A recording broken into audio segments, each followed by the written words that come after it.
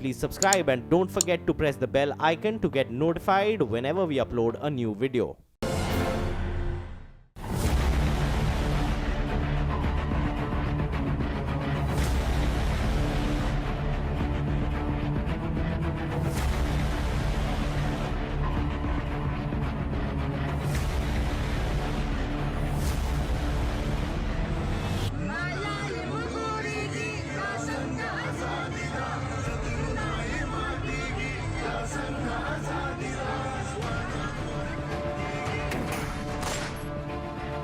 नकीबुल्लाह की बात उठाई, लोगों को सारे पाकिस्तान को पता चला कि जुल्म हुआ। कराची से इस्लामाबाद तक जल उठा पाकिस्तान।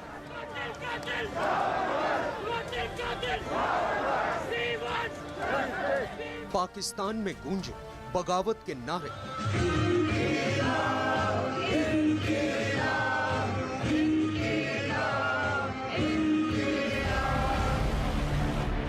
पाकिस्तान में जला आजादी का अलग। इस आवाज को सुन लो, वरना पाकिस्तान के मजलूम अगर खड़े हो गए तो फिर ये हुक्मरान अपनी इज्जतें बचा के बाहर भागेंगे। पाकिस्तान में इनके लिए जगह नहीं रहेगी। अपनी लगाई आग में जल रहा है पाकिस्तान। ये जो तालिब सर्दी है, इसके पीछे वर्दी है। पाकिस्तान अपनी ही लगाई आग में जल रहा है और कोई बड़ी बात नहीं कि आने वाले कुछ वक्त में दुनिया के नक्शे से पाकिस्तान का वजूद ही मिट जाए। दरअसल पाकिस्तान का नया सिरदर्द बना है पाकिस्तान में ही रहने वाले पश्तूनों की बगावत। नमस्कार, मैं हूं दिग्विजय सिंह और आप देख रहे हैं साजिश।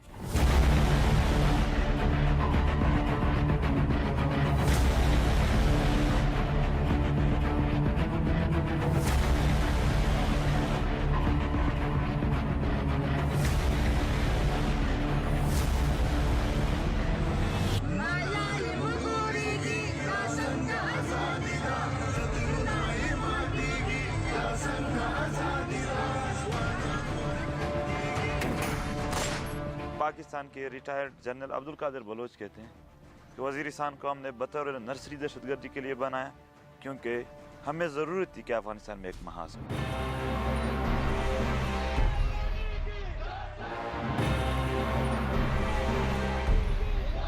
ये मंजूर पश्तून है और आज की तारीख में ये नौजवान पाकिस्तान में पश्तून समुदाय की आवाज बन चुका है। ये वो पश्तून नौजवान है जो आज की तारीख में पाकिस्तान का सबसे बड़ा सरदर्द बन चुका है, क्योंकि इस नौजवान ने पाकिस्तान के हुक्मरानों को उनकी हकीकत का आईना दिखा दिया है। ये वो नौजवान है जिसने पाकिस्तान सरकार के खिलाफ पश्तून कौम के लिए उनके हक हुकूक की आवाज को बुलंद किया है और इस नौजवान ने कसम ली है कि जब तक पश्तूनों को उनका हक नहीं मिलेगा उसकी बगावत का कारवां नहीं रुकेगा। आलम यह है कि 26 साल के इस पश्तून नौजवान की तुलना फ्रंटियर गांधी से की जाने लगी है। जनवरी 2018 से पश्तूनों पर होने वाले जुल्मों के खिलाफ अपनी कौम की आजादी का जो अलख इस नौजवान ने जलाया है वो आज एक सैलाब में तब्दील हो चुका है। और अगर आपको यकीन नहीं आता तो ये तस्वीरें देख लीजिए। इन तस्वीरों को देखकर आपको यकीन आ जाएगा कि जनवरी 2018 की शुरुआत से ही पाकिस्तान की हुकूमत एक ऐसी चिंगारी को बुझाने की कोशिश कर रही है जो अब बढ़कर एक शोले में तब्दील हो चुकी है।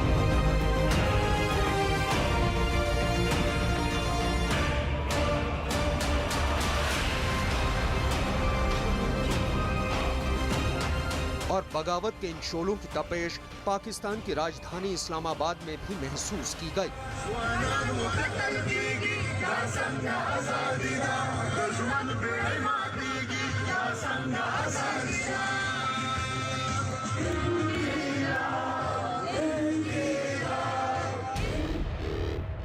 ये पाकिस्तान की राजधानी इस्लामाबाद की ही तस्वीरें हैं और इन तस्वीरों में नजर आ रहा चेहरा पाकिस्तान की स्याह राजनीति को बेनकाब कर रहा है। पाकिस्तान में अब पश्तून अपने हक की आवाज बुलंद कर रहे हैं, अपनी आजादी की बात कर रहे हैं, उस आजादी की जिसको पाकिस्तान सालों से बंदूक के दम पर दबाता आ रहा है। ये जो तालिब करती है, इसके पीछे वर्दी है, ये जो मारामारी है, इसके पीछे वर्दी है, ये जो अफरा तफरी है, इसके पीछे वर्दी है, ये जो दहशत गर्दी है, इसके पीछे वर्दी है। ये उस आग की तस्वीरें हैं जिसकी आगोश में पाकिस्तान के कराची, इस्लामाबाद, खैबर पख्तूनवा, क्वेटा, वजीरिस्तान और फाटा के कबायली इलाके आ चुके हैं। नकीबुल्लाह को जिस तरह कत्ल किया गया, कितने और लोगों को कराची में पश्तूनों को कत्ल किया गया, कितनों को कत्ल किया गया, कईयों का तो मुझे भी पता है। और कबायली इलाके के लोगों से जो वहां की पुलिस ने जुल्म किया, पैसे लिए, रिश्वतें ली, हर जगह लोगों के ऊपर इस तरह किया जिस तरह को कोई दूर से किसी और मुल्क से दुश्मन आए हुए हैं, अपने लोग नहीं हैं।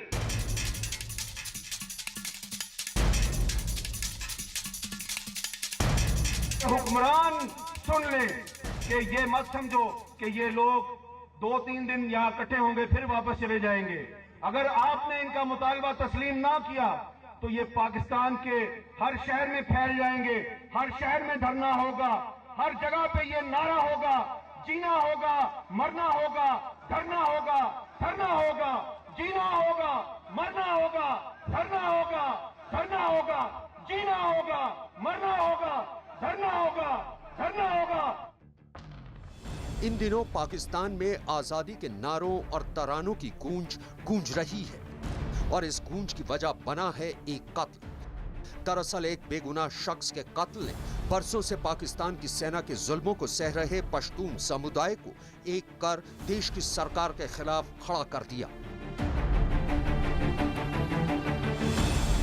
नकीबुल्लाह महसूद ये वो नाम है जिसके कत्ल ने पूरे पश्तून समुदाय को पाकिस्तान की हुकूमत के खिलाफ अपनी आवाज को बुलंद करने का मौका दे दिया। दरअसल नकीबुल्लाह की मौत ही वो वजह है जिसके बाद पाकिस्तान की सियासत में जलजला आ गया था।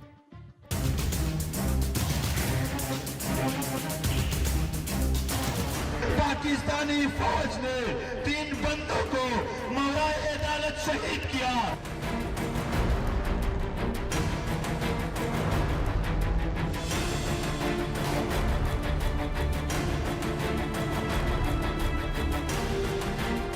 ये कानून किस चीज का है, ये कोर्ट है या अदालतें किस चीज का है, तो ये बंद कर दो। इंशाल्लाह ये नौजवान रोडों पे सोएंगे, नकीब का हिसाब आपसे लेंगे।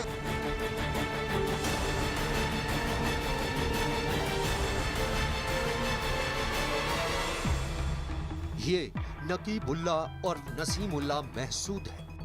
अपने दोस्तों के साथ मोबाइल वीडियो बना रहा ये काफी खुश नजर आ रहा है।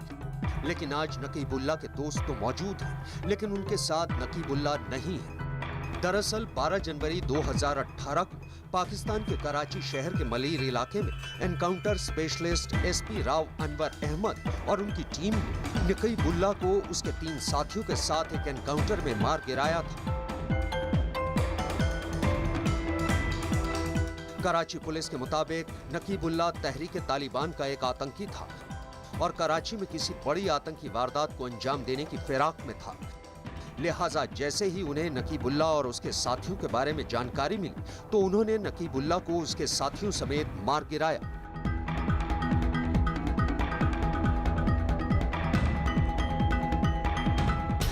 लेकिन जैसे ही नकीबुल्लाह के एनकाउंटर की खबर वजीरिस्तान में लोगों ने देखी तो नकीबुल्लाह के घर वालों समेत उनका गुस्सा भड़क गया।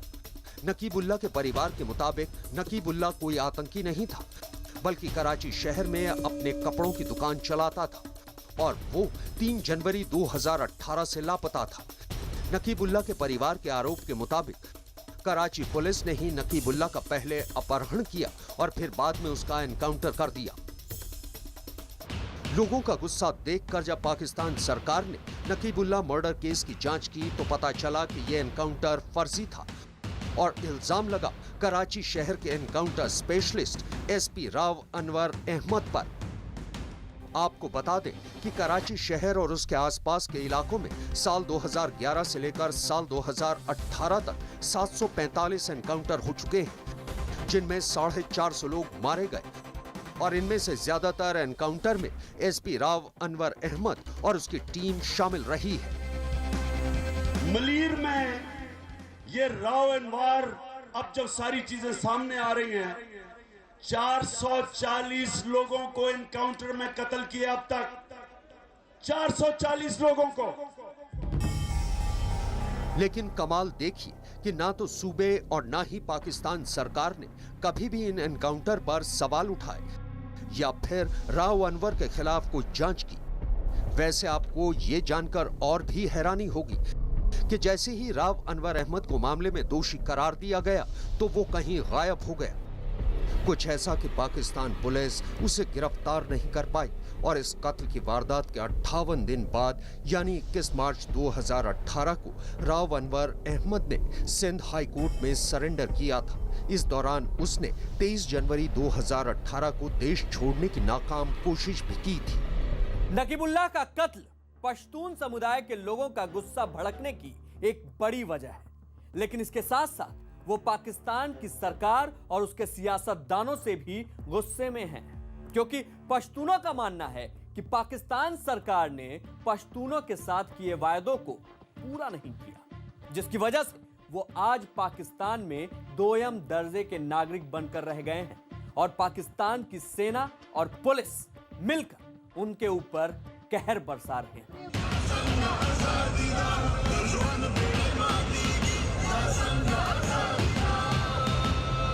ये वो अल्फाज जिनसे साबित होता है कि पाकिस्तान में वहां के सियासतदानों को लेकर पश्तूनों में किस कदर गुस्सा भरा पड़ा है। पाकिस्तान की ये रियासत है,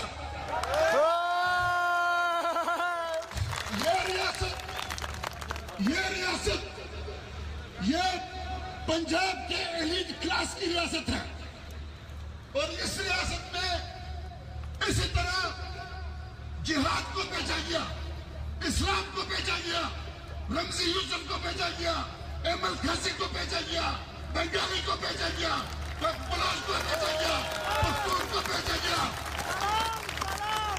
इस रियासत का नाम, इस शहर का नाम इस्लामाबाद नहीं होना चाहिए, इस शहर का नाम इस्लाम फिरोज होना चाहिए। इन अल्फाजों को सुनकर आपको यकीन आ जाएगा कि पाकिस्तान में पश्तून कैसे अपने हक की लड़ाई लड़ रहे हैं।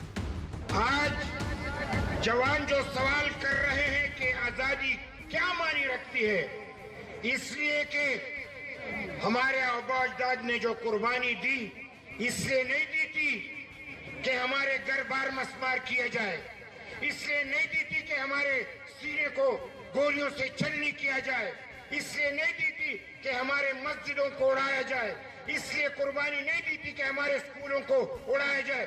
हमने जो कुर्बानी दी तो हमारे बराबर के हुकूक मानोगे, हम बराबर यानी भाईचारा तो कर सकते हैं, गुलामी किसी के बाप की गुलामी भी हमें कबूल नहीं है। आपको ये जानकर हैरानी होगी कि पाकिस्तान की आवाम में पश्तून दूसरे नंबर पर है। एक आंकड़े के मुताबिक पाकिस्तान में 2.5 करोड़ पश्तून रहते हैं, जो कि पाकिस्तान की कुल आबादी का 16% है। लेकिन फिर भी उनका आरोप है कि पाकिस्तान सरकार ने शुरुआत से ही उनके साथ नाइंसाफी की है और उन्हें उनके हकों से महरूम रखा गया। आपको यहाँ ये भी बताना जरूरी है कि पश्तूनों को पहले ब्रिटिश हुकूमत और अब पाकिस्तान सरकार की ज्यादतियों का शिकार होना पड़ रहा है। साल 1893 में भारत पर काबिज ब्रिटिश हुकूमत ने आज के पाकिस्तान और अफगानिस्तान के बीच डूरंड लाइन बॉर्डर के विवाद को पैदा किया था। इस बंटवारे के तहत डूरंड लाइन का एक हिस्सा पेशावर से लेकर हिंदुकुश, चित्राल और उत्तरी बलूचिस्तान तक था और दूसरा हिस्सा बलूचिस्तान से लेकर क्वेटा था। उनके इस फैसले से आधे पश्तून अफगानिस्तान में रह गए तो बाकी 50% पाकिस्तान में रहने के लिए मजबूर हो गए। आजादी के बाद भी पाकिस्तान हुकूमत ने पश्तूनों के साथ भेदभाव वाली नीतियों को जारी रखा। दरअसल 1901 में पाकिस्तान अफगानिस्तान बॉर्डर के कई इलाकों में पश्तून विद्रोह को दबाने के लिए ब्रिटिश सरकार ने फ्रंटियर क्राइम रेगुलेशन एक्ट लगाया था।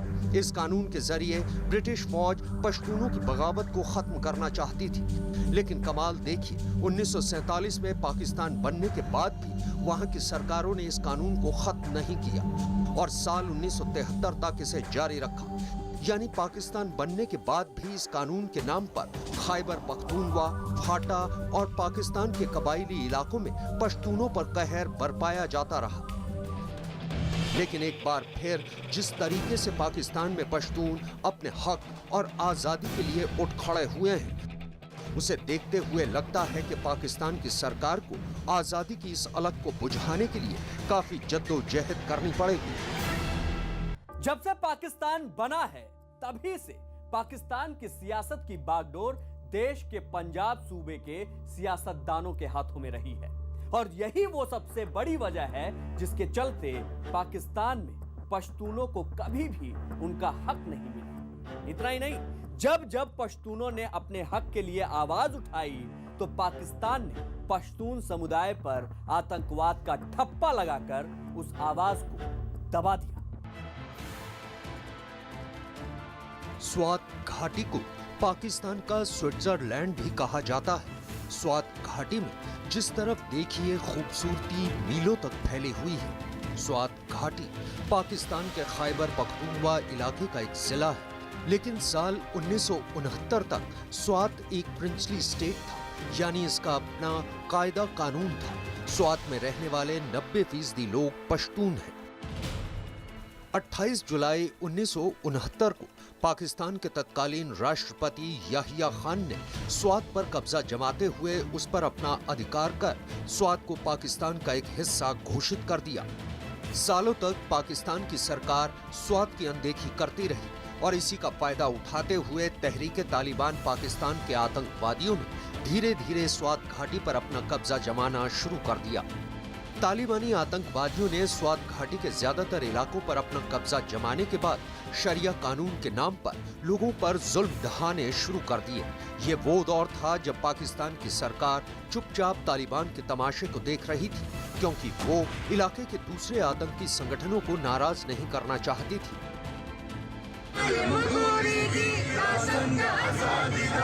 लिहाजा उसने पश्तून लोगों को बचाने के लिए कुछ नहीं किया।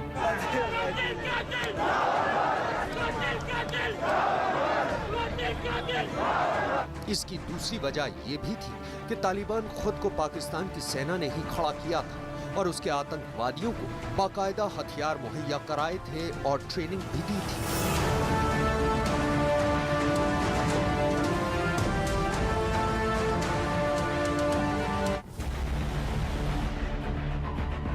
लेकिन जब पाकिस्तान की सरकार पर दुनिया भर का दबाव पड़ा तो उसने अपने ही पाले आतंकवादियों के खिलाफ 26 अप्रैल 2009 को ऑपरेशन ब्लैक थंडर स्टॉर्म की शुरुआत की। यानी देखा जाए तो अमेरिका के दबाव में पाकिस्तान की सेना अपने ही ट्रेंड किए आतंकवादियों से लड़ रही थी।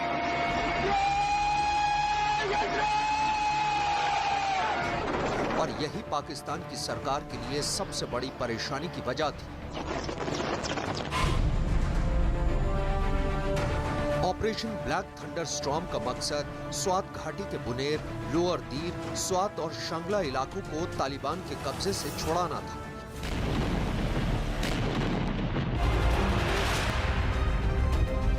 चार मई 2009 को पाकिस्तान की सेना ने बुनेर से तालिबान के आतंकवादियों को पीछे धकेलना शुरू किया और 5 मई को तालिबान के खिलाफ एक दूसरा ऑपरेशन शुरू किया।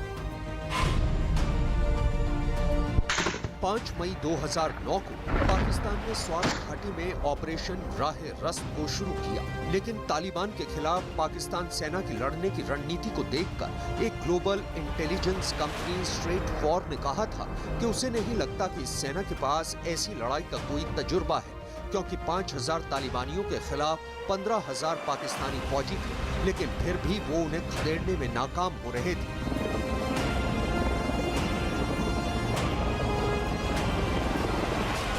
यही वजह थी कि जिस ऑपरेशन को कुछ दिनों में कामयाब हो जाना चाहिए था, उसे पाकिस्तान सेना ने 15 जून 2009 को पूरा किया था।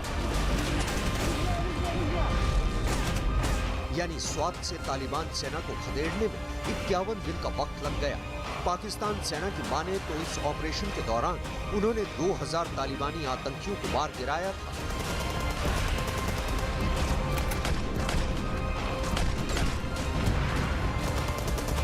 और उसकी सेना के 150 जवान मारे गए थे। ये जो दहशतगर्दी की जंग हुई 12-15 साल, कोई पूछने वाला नहीं था, कोई आवाज नहीं थी, कोई आवाज ही नहीं थी लोगों की।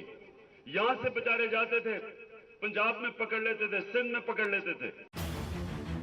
आपको बता दें कि एक आंकड़े के मुताबिक साल 2009 से साल 2018 तक पाकिस्तान की सेना पाकिस्तान में ही रहने वाले पश्तून समुदाय के करीब 40,000 लोगों को मार चुकी है।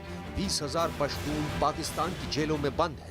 1 लाख से ज्यादा पश्तून स्वात घाटी से भागकर पाकिस्तान के दूसरे शहरों में शरणार्थियों की तरह रहने के लिए मजबूर हैं और करीब 2 लाख से ज्यादा पश्तून अफगानिस्तान भाग चुके हैं। यानी पाकिस्तान के पश्तून जो आरोप पाकिस्तान की सरकार और सेना पर लगाते हैं, उनमें सच्चाई का ही अक्स झलकता है।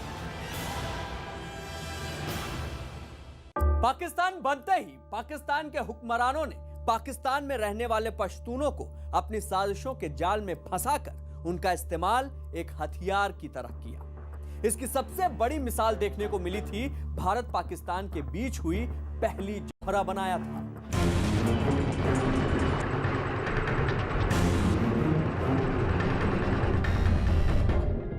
इससे पहले हम आपको पाकिस्तान की सबसे पहली साजिश के बारे में बताएं। आप जरा एक पश्तून पत्रकार के इस बयान को जरा ध्यान से सुन लीजिए, क्योंकि ये वो बयान है जो भारत के खिलाफ पाकिस्तान की रची पहली साजिश को बेनकाब करता है। हम आपकी खातिर अपनी सकाफत को नहीं छोड़ सकते, हम अपनी चादर सर से नहीं उतार सकते, हम अपना पटका आपके पांव पे नहीं रख सकते।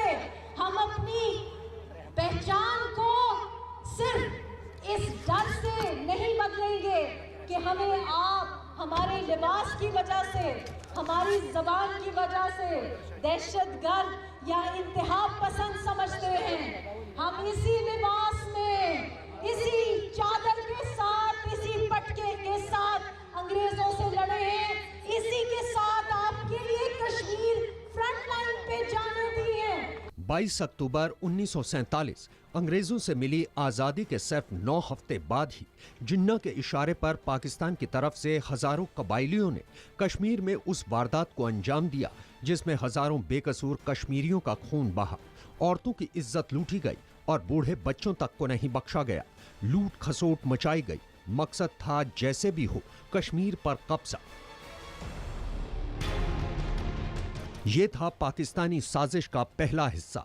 इस हिस्से का दूसरा पड़ाव ये था कि पाकिस्तान के लोग कश्मीर की रियासत में बगावत पैदा करने की कोशिश में जुट गए। साजिश थी कि मुस्लिम सैनिकों को भड़काया जाए।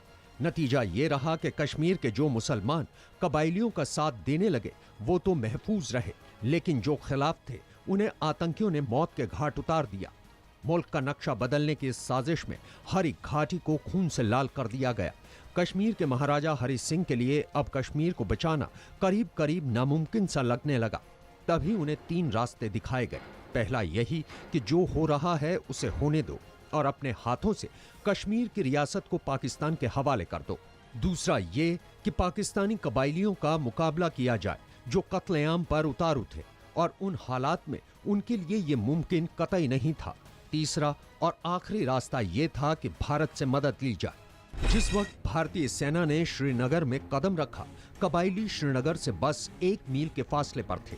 लिहाजा सेना ने श्रीनगर के इर्द गिर्द सुरक्षा घेरा बनाया और इसके बाद जंग की सूरत बदलते देर नहीं लगी।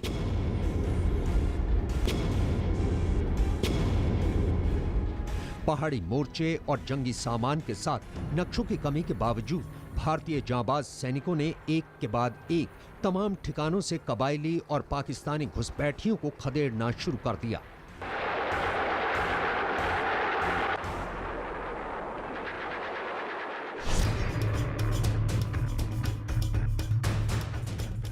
1 साल 2 महीने 1 हफ्ते और 3 दिन तक चली लड़ाई के बाद कश्मीर का मसला संयुक्त राष्ट्र जा पहुंचा।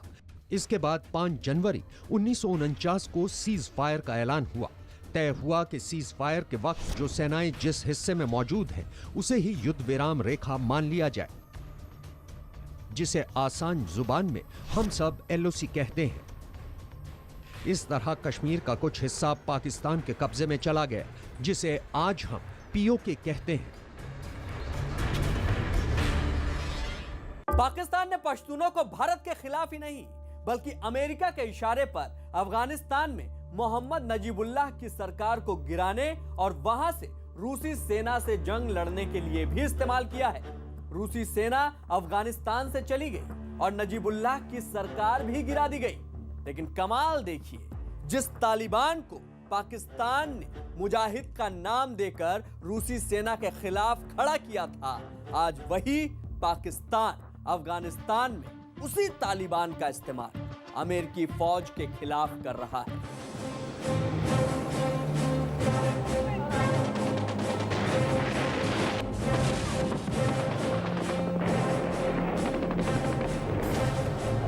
चौबीस दिसंबर 1979 सोवियत संघ यानी आज के रूस की सेना ने अफगानिस्तान में घुसकर तत्कालीन राष्ट्रपति हाफिजुल्लाह अमीन की हत्या कर दी थी और उनकी जगह बबराक करमल को देश का राष्ट्रपति बना दिया था। अफगानिस्तान में सोवियत रूस की सेना की मौजूदगी से पाकिस्तान